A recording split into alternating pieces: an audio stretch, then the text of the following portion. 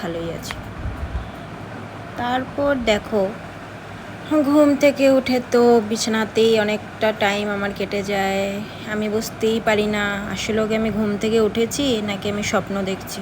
রাত্রে দেরি করে ঘুমাতে হয় মানে নিজের ইচ্ছাকৃত। তারপরে সকালবেলা তাড়াতাড়ি ঘুম ভাঙে না। কি করব বলো তোমরাই। তারপর আর কি করবো, উঠতে তো লাগবেই। উঠলাম, উঠে আর কি নামলাম সারাদিনের জন্য।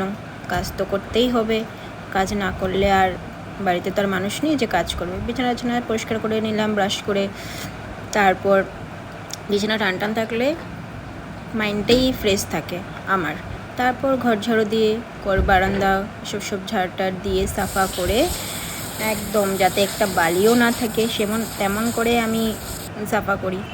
তো এই ঝাড়টার দিয়ে সব কিছু ক্লিন করে তারপরে আমি আর কি এখানে এটা দাও এখানে ওটা করে ডিউটি সম্পূর্ণ করলাম। করে তারপরে চলে গেলাম স্নান করতে। স্নান করে তো পুজো দিতে হবে, গপুকে খাওয়া দিতে হবে, তো স্নান করতে চলে গেলাম। স্নান করে এসে তারপর আমি আর কি করব, স্নান টান করা শেষ।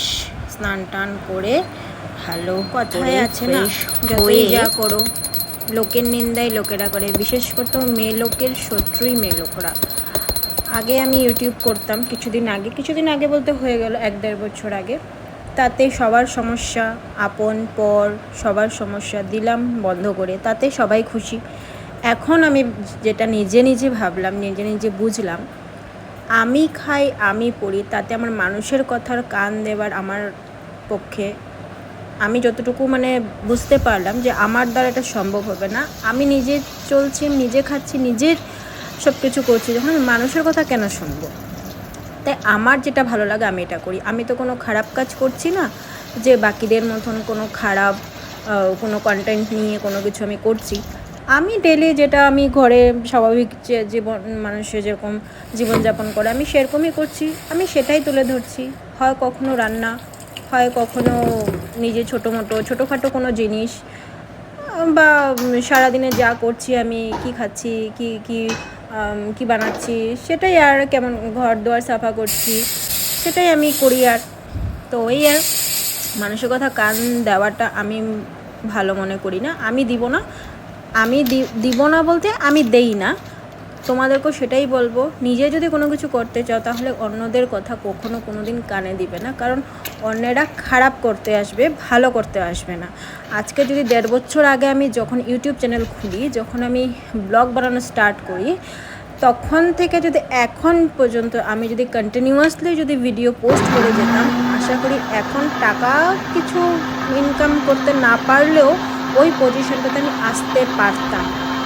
কারণ 1-1.5 বছরের মধ্যে মানুষের অনেক ভিউয়ার্স হয়ে যায়, অনেক ফলোয়ার্স হয়ে যায়, অনেক লাইক কমেন্ট সাবস্ক্রাইবার অনেক কিছু অনেক হয়ে যায়। একদিনে আধা ঘন্টা 1 ঘন্টায় কত কিছু বদলে যায়।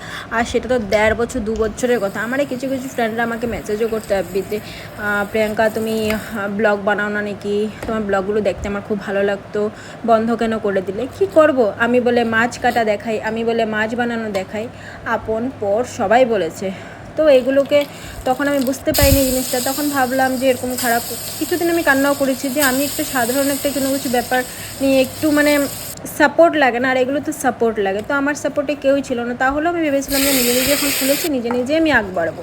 কিন্তু ওই নিজে আগ বাড়তে গিয়ে যে আমাকে যে এত নিচে ফেলে দেবে, সেটা আপন হোক পর হোক পাড়া প্রতিবেশী হোক বন্ধুবান্ধব হোক সবাই